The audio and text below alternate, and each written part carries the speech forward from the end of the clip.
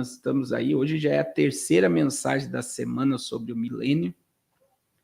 E nós vamos continuar falando sobre o reino milenial de Cristo. Mas, né, vamos começar aí. Você sabe que toda quinta-feira, a The Economist, a revista, essa revista da família Rothschild, ela é uma revista carregada de mensagem preditiva, né? Ela faz parte de uma agenda, ela divulga a agenda globalista semanalmente, como o desenho dos Simpsons e como as cartas Illuminati. Então, todos esses três fontes, né? E existem outros, né? Existem filmes.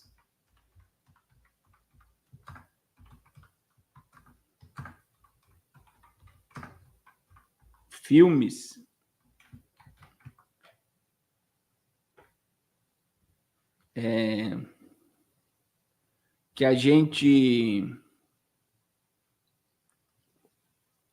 vê, mas atualmente os Simpsons e a The Economist aí são fontes de informação sobre a agenda, né? É como que são códigos que eles vão lançando sobre o futuro. E a capa dessa semana, ela traz algo aí, né?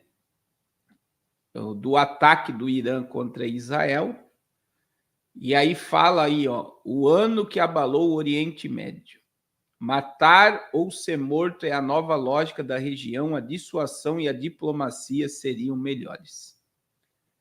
É verdade que desde o massacre israelense pelo Hamas em 7 de outubro de 2023, a violência vem se espalhando um ano depois. O Oriente Médio está a 1 centímetro de uma guerra total entre Israel e o Irã. A habilidosa decapitação do Hezbollah por Israel, uma milícia libanesa apoiada pelo Irã, levou a República Islâmica a lançar mísseis sobre Israel em 1º de outubro. Israel pode retalhar, talvez atacando as instalações industriais, militares ou nuclear do Irã, na esperança de acabar de uma vez por todas as ameaças que representa para o Estado judeu. Irmãos, e você sabe que a fala de Jared Kushner com a capa da revista, né, está ligado totalmente, né, ao fim do Hezbollah, do Hamas e dos Houthis. E hoje também atacaram a Síria, né? Israel atacou a Síria, atacou o Líbano hoje, eu vou mostrar para vocês. E enfraquecer o poder de fogo do Irã, que hoje o Irã é o inimigo número 1 do Estado de Israel. E a gente sabe que, biblicamente, Israel ela não será destruída. Eu não acredito na G de Gog e Magog agora, né? Nesse momento. Mas só para vocês terem ideia, irmãos, a Bíblia nos dá o deslumbre do poder de fogo de Israel, da defesa de Israel, que não está limitada. Eu sempre digo isso. A defesa de Israel não está limitada a mísseis, ao domo de ferro. A defesa de Israel é Miguel e o próprio Deus. É o próprio Deus. Então, veja bem, Israel é o cenário. Nós vamos ver hoje. Jerusalém, no milênio, será a capital do reino milenial, meu irmão. A capital do mundo será Jerusalém. Todos os povos no milênio se voltarão para Jerusalém. Então, tudo começa e tudo termina no mesmo lugar. Então, não tem como destruir, porque o poder de fogo de Israel, né? Ele é descrito em Ezequiel 38 e 39, na guerra de Gog e Magog. A Bíblia diz que vai levar 7 meses para os corpos serem sepultados. 7 meses. Então, você imagina a destruição que virá sobre aqueles que quererem destruir Israel. Então, assim, hoje, nós estamos vendo até... Tem uma matéria que eu quero mostrar aqui para vocês sobre os brinquedos, né? As ogivas nucleares, os segredos que Israel tem do seu poderio de fogo. Ó.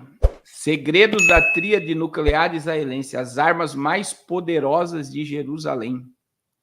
O ataque com mísseis iraniano dessa terça-feira contra Israel gerou uma onda de debate sobre qual poderia ser a resposta do Estado judeu. O portal Axios, entre outros meios de comunicação, informou que Tel Aviv poderia lançar uma retaliação significativa contra Teherã. Segundo a publicação, entre os objetivos considerados, Israel considera atacar as instalações nucleares e a refinação de petróleo iraniana. Teherã já avisou anteriormente que qualquer ataque às suas instalações nucleares desencadearia uma resposta enérgica. As ameaças do país judeus contra as instalações nucleares iranianas permitem-nos rever a nossa doutrina nuclear e desviar-nos das nossas considerações anteriores, disse Ahmad, comandante da guarda responsável pela segurança nuclear. Tais ameaças elevam o confronto entre ambos os estados a um nível e levantam a questão sobre se existem armas nucleares israelitas, as quais as características que possuem. Israel pertence ao clube nuclear, no chamado clube nuclear, a lista dos que possuem esse tipo de arma, antes composto por 8 países, há anos está incluindo um 9º, Rússia, Estados Unidos, China, Reino Unido, França, Índia, Paquistão, Coreia do Norte e, precisamente, Israel. De todos eles, apenas o Estado hebreu nunca admitiu nem negou possuir um arsenal nuclear. Por outro lado, tanto especialistas como políticos não duvidam que Israel possua tais armas desde a década de 60. Isso foi afirmado, entre outros, por um antigo chefe da Agência Internacional de Energia Atômica e pelo primeiro presidente dos Estados Unidos, Jimmy Carter. Significativamente, Israel recusou-se a assinar o Tratado de Não Proliferação Nuclear. Além disso, foi documentado o chamado incidente Vela de 1979, um duplo flash de luz no Oceano Índico, característico de uma explosão nuclear que é considerado produto de um teste nuclear conjunto não declarado da África do Sul e de Israel. Quantas ogivas nucleares possui Israel?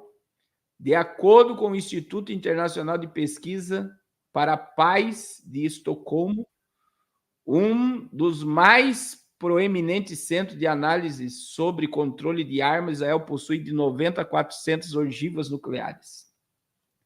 Essa instituição também especifica que até 2020, Israel tinha reserva de plutônio entre 850 e 1,120 kg, o que, segundo analistas, poderia permitir ao Estado judeu aumentar potencialmente seu arsenal nuclear para entre 170 e 278 mísseis desse tipo. Esse verão, a CIPRE observou que Israel está a modernizar seu arsenal nuclear e parecia estar a atualizar o seu reactor de produção de plutônio. Aí, olha só a tríade nuclear israelense. Israel possui 3 princípios de lançamento de armas estratégicas: ar, terra e água, que foram a sua tríade nuclear. De acordo com a CIPRE, estima-se que aproximadamente 30 das armas nucleares de Israel sejam bombas gravitacionais a serem entregues por aeronaves F-16, que foi aquela que matou a aeronave F-16, foi a arma que matou o líder do Hezbollah. Algumas aeronaves F-15 que podem desempenhar um papel nuclear. É relatado que quando Israel enviou mísseis F-16 da base aérea para a Grã-Bretanha para um exercício em 2019, um oficial dos Estados Unidos referiu-se a isso como um esquadrão nuclear de Israel. Ao mesmo tempo, acredita-se que cerca de 50 ogivas concebidas para serem lançadas por mísseis balísticos Jericó, né? A partir de uma base terrestre, embora o governo israelense nunca tenha confirmado publicamente que possui lançadores com essa capacidade. Tel Aviv está a modernizar o seu arsenal de mísseis, desde mísseis balísticos de médio alcance e de 2 estágios movidos a combustível sólido, até a mísseis balísticos de alcance intermédio e o novo e mais capaz Jericó de 3 estágios tem alcance de 4.000 quilômetros. O submarino israelense de classe. Além disso, o Estado hebreu opera 5 submarinos diesel-elétricos de classe, aí tem o nome, construído na Alemanha e baseados no porto de Haifa, na costa do Mediterrâneo. Alguns ou todos esses submarinos podem ter sido equipados para lançar mísseis e cruzeiro como armas nucleares. Agora veja, irmãos, além de Israel estar protegido por, olha só, por terra, ar e mar. Você já parou para pensar? Ainda tem o arcanjo Miguel, que está sobre Israel, e tem o Deus de Israel. Irmãos, é o Deus de Israel.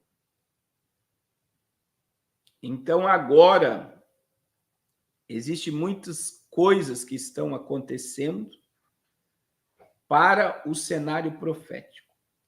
A Aline, ela disse que mísseis que foram lançados poderiam atingir o domo da rocha, né? Eu não sei se alguém aqui viu no canal da Aline, e foi interceptado. Mas a gente não pode descartar essa possibilidade vindo do Irã, o próprio Israel mandar um míssil lá e culpar que foi o Irã que lançou o míssil e destruiu o domo da rocha. Diz que desses mais, alguns dizem 200, outros 480, outros 500 mísseis que foram lançados dia 1º, dizem que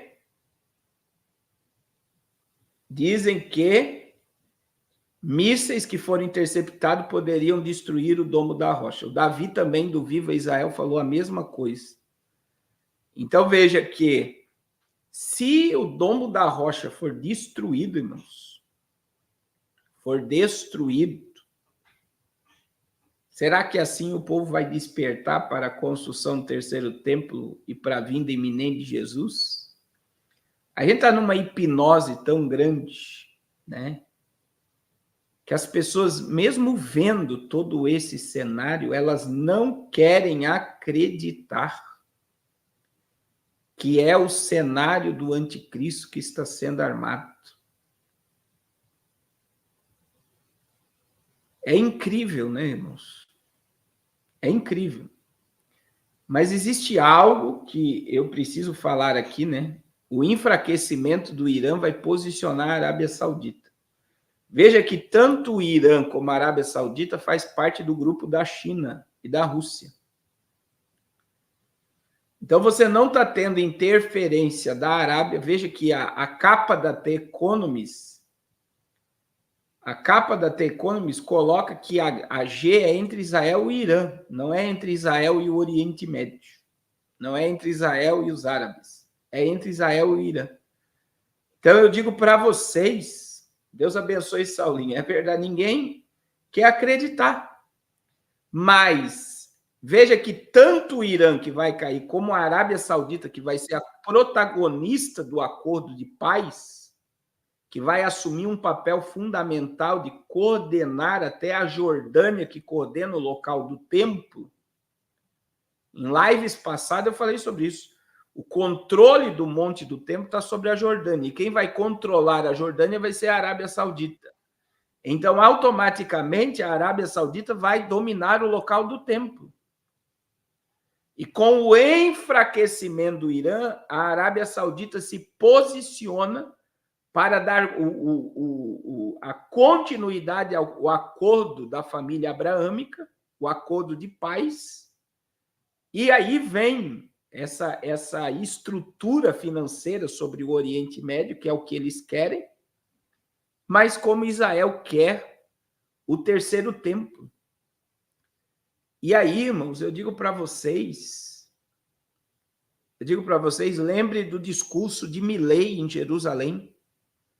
O presidente da Argentina, quando ele ganhou e foi em Jerusalém, ele disse: eu verei com os meus olhos esse templo de pé. Javier Milei é judeu e ele declarou isso lá: eu verei esse templo de pé. E o terceiro templo é o terceiro templo do anti-Messias, do anticristo. Não existe outro templo a ser erguido para o anticristo.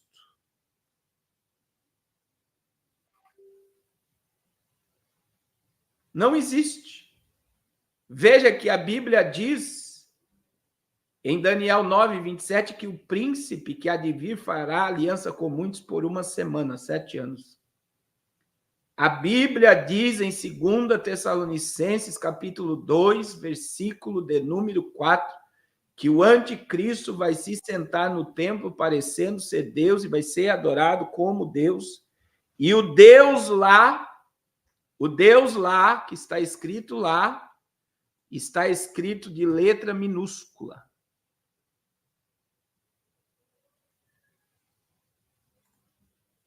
De letra minúscula. Então não é o Deus de letra minúscula, é o anticristo que vai se sentar no templo e vai receber adoração como um Deus e dentro do templo de Deus. E veja que toda a estrutura do templo está pronta. Veja que as novilhas vermelhas para o sacrifício da purificação do local do templo está pronta. Veja que todo o cenário profético está pronto. E veja que o surgimento das novilhas vermelhas, meus irmãos, não tem 4 anos. As novilhas vermelhas estão prontas. A cinza com água da novilha vermelha vai purificar o local onde vai erguer o terceiro templo. Então, assim, é tão claro, é por isso que talvez muita gente não quer acreditar. Mesmo vendo, não enxergam, ouvindo, não escutam. Não querem acreditar, porque é muito claro o Apocalipse em torno disso, o juízo de Deus sobre isso. A vinda do anti-Messias, a vinda do anticristo é a manifestação da ira de Deus sobre a terra, é o juízo de Deus sobre a terra.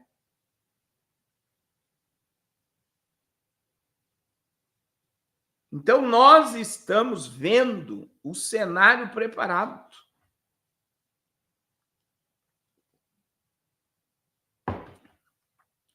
Mas mesmo vendo, poucos querem ouvir. Poucos querem enxergar e poucos querem ouvir. É triste, né, irmãos? É triste.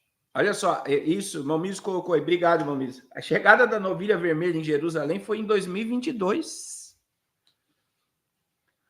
2022. Deus abençoe, irmã Maria Augusta.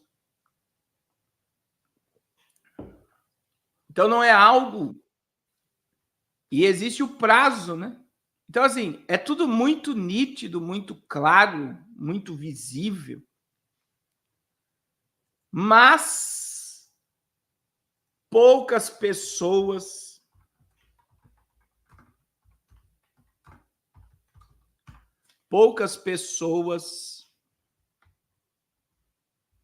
querem acreditar.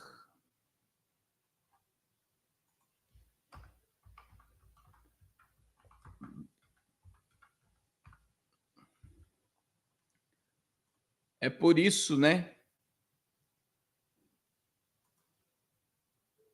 É por isso que a Bíblia diz, irmãos, é a Bíblia que diz: quando o Filho do Homem vier, porventura achará fé na terra? Quando o Filho do Homem vier, porventura achará fé na terra? E a falta de fé é pela falta da palavra. Porque as pessoas não querem acreditar, porque não leem, não meditam na palavra de Deus. Irmãos, quem lê a Bíblia, quem estuda a Bíblia, quem vive pela Bíblia, quando a Bíblia é a bússola do crente, ela crê e estremece. Mas hoje o povo carrega a Bíblia, mas não entende nada do que está escrito na Bíblia. O povo anda com a Bíblia, mas não medita no que está escrito na Bíblia. E a fé, meu irmão, não vem por outro meio. A fé não vem por ver milagre. A fé não vem por revelação. A fé não vem. Você pode ver um cego enxergar, um mudo falar, um paralítico andar, isso acrescenta a sua fé. Mas a fé não vem por sinais e não vem por milagres. A fé vem pelo ouvir e ouvir a palavra de Deus. E o povo não suporta ouvir a palavra de Deus, irmãos. Eu tenho sentido isso por onde eu estou passando a pregar. Você prega a palavra como ela é, o povo começa a se incomodar. E como pregador, eu digo assim, hoje está difícil você romper na palavra. O povo ter uma compreensão da palavra. Parece que o povo fica na expectativa que alguém desça do altar para lhe revelar e falar as coisas que quer ouvir, mas não quer dar crédito à palavra de Deus. E a maior profecia é a palavra de Deus. E Israel está se preparando, enfraquecendo o Irã, destruindo a cúpula e as armas do Hezbollah, do Hamas e dos outros, para dar o comando desta região à Arábia Saudita, para o acordo de Abraão ser firmado e para que o templo seja erguido. E para que Gaza seja revitalizada, restaurada pelo Oriente Médio. Irmãos, isso já está tratado, tá?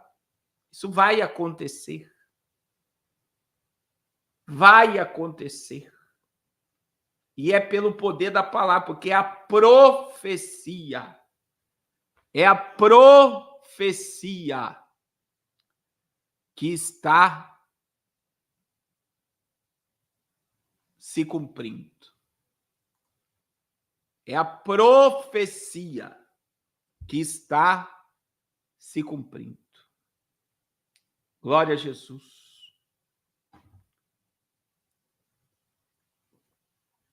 É isso mesmo que o Momiro está dizendo. A gente fala coisas simples da Bíblia e tem um monte de gente que diz: eu nunca ouvi falar sobre isso, porque nunca ouviu mesmo, irmãos. Hoje o povo só sabe, me desculpe, né?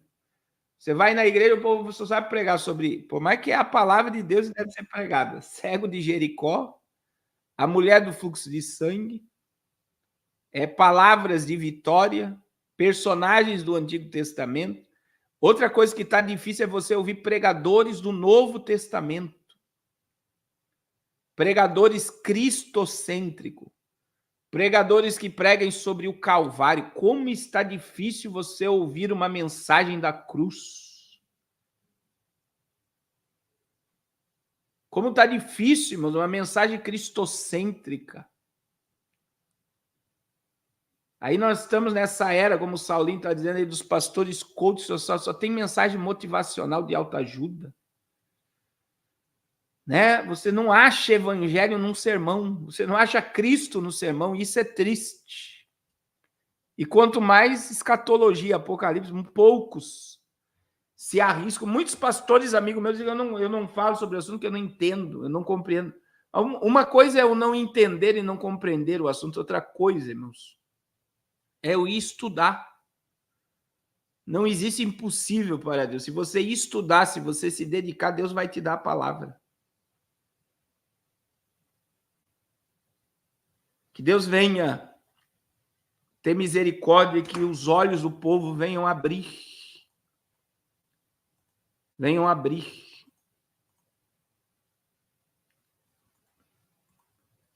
Glória a Jesus.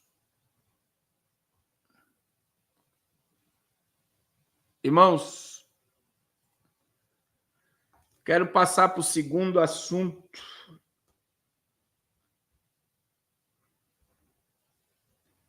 O povo está falando. É verdade, muita gente não prega, tem muitos